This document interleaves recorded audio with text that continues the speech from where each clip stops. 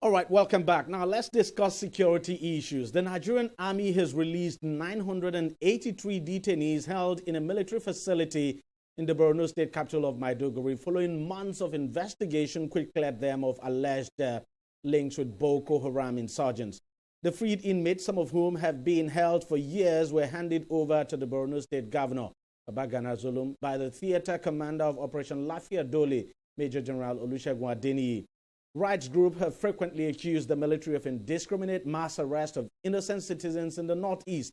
The International Committee of the Red Cross also released a report recently that 22,000 persons have disappeared in the region since 2009, alleging that some of the missing persons are believed to be in the custody of the military.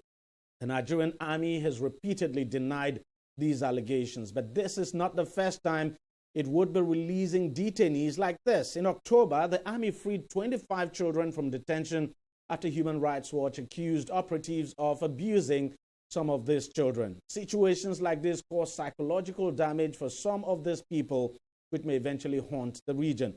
And we have to pay attention to this so we do not create more problems while trying to solve one. Well, joining me now to discuss this is Davison Akime, who is a former military intelligence officer and, of course, a security consultant. Mr. Akime, thank you very much for joining us on the program. First of all, if these people, these 980 that have been released now, if indeed they had links with Boko Haram, are you worried that we're releasing this 983 back to society? Well, I think I want to trust the judgment of the security agencies who for months have been profiling all of these 983 suspected Boko Haram militants. I want to trust their judgment, and I believe that after proper profiling, they would have satisfied themselves that these ones are not part of the group. But with this large number of detainees that are being released, there is a possibility that some of them may have had links, probably not direct links, maybe indirect links with the Boko Haram terrorists. So the degree of their participation in the entire terrorist activity will determine what level of security clearance will be given to them. But I can assure you, despite the fact that these guys have been released, I can assure you that they will be under surveillance because we have been fighting this war for 10 years now, and we cannot afford to take chances. I can assure you that they will be under surveillance. Now, you are a former military intelligence officer. Why would it take such a long time, for instance, to profile these people before releasing them? Because we understand some of these individuals have actually been in the custody of the military for several years. So why would it take a long time to complete this profiling? Is it not possible to do this, say, within a month or two and then get them released? I'll tell you, in the theater of operations, right? In the theater of operations are fluid. And it is very important to separate, detainees from the actual action in the field and hold them for at least some long enough time to be able to get all the facts that you need about them.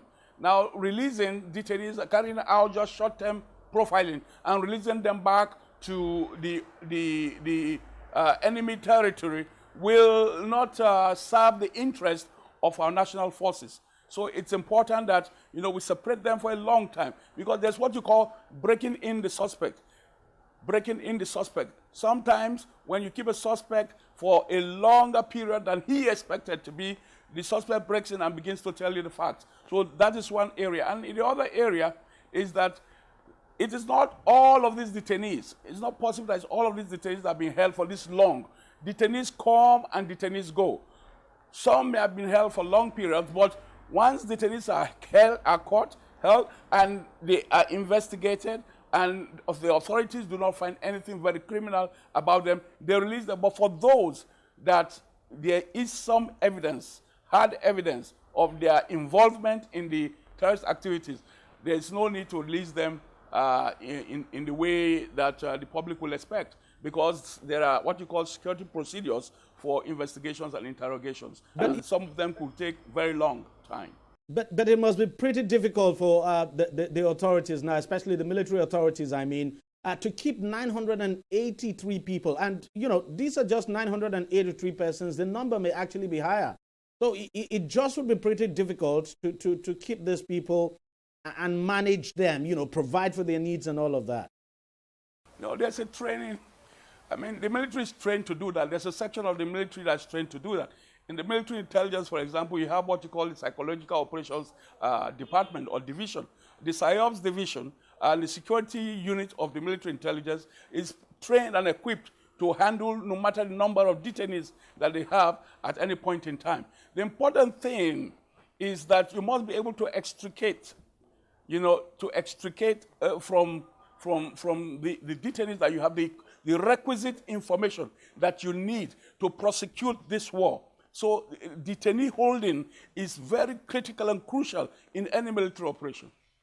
What's the guarantee now that some of these individuals, if they had direct links with Boko Haram, would not go back? Well, that's why I said the psychological operations team may have done their work very well.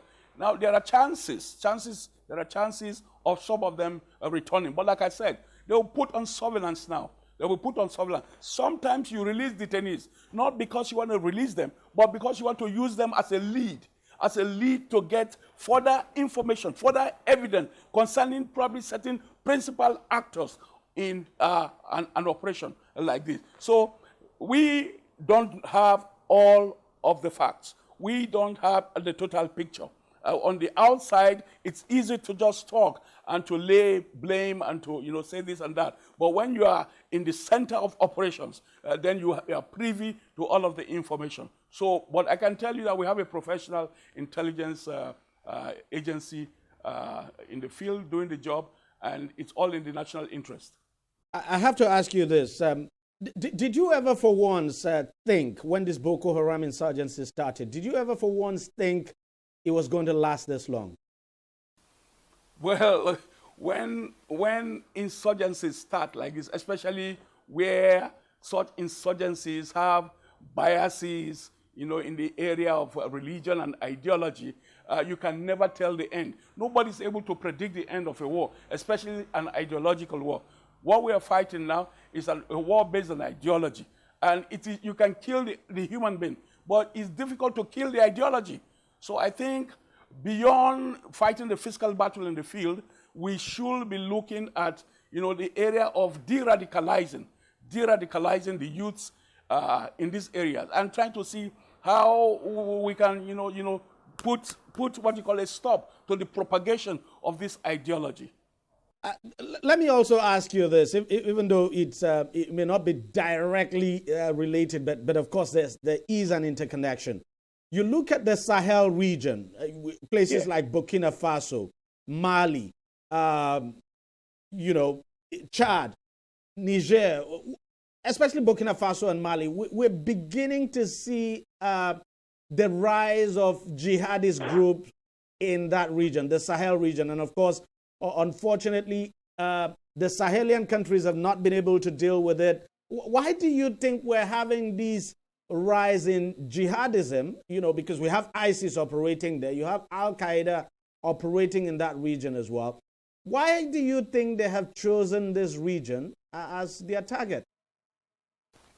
Well, I'll tell you for one. We have to look at our crisis, especially in sub-Saharan Africa, from an international political economy point of view.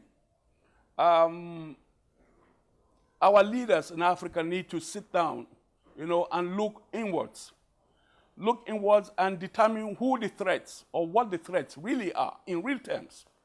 In real terms, we have lived as peoples in this continent before now. We have lived, you know, in mutually acceptable ways. Christians have lived with Muslims. Muslims have lived side by side Christians. We've never had things like this. one begins to ask, why is this beginning to spread? Look at North Africa. Look at the crisis in Libya. What is Libya today? How is Libya today? Who are the proponents of this crisis? Look at a place like Egypt. Look at Tunisia. Look at Algeria. All of this Arab Spring stuff that you heard about, simultaneous operations. And they were all going on at the same time. Now look at the world today. Look at Chile. Look at Hong Kong. Listen, African leaders need to sit down and then examine what the problem really is. The problem may not be internally generated. The problem may be externally induced.